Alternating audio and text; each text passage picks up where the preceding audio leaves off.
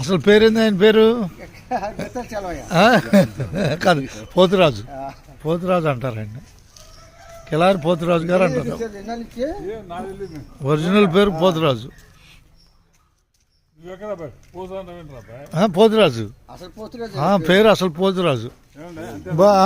పుట్ట తీయమంటాడు గుర్తుగా, అందుకని.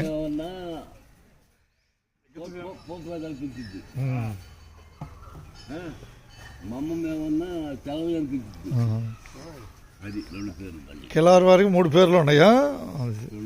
రెండేనా? 2 పేర్లు ఉన్నాయి. గురిపాలంటే కిలారి వారు చెరో పేరు పెట్టారు. అసలు ఏంటి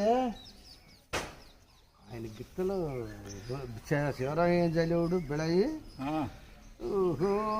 గిత్తలు ఉన్నాయి అయితే ఈయనకి.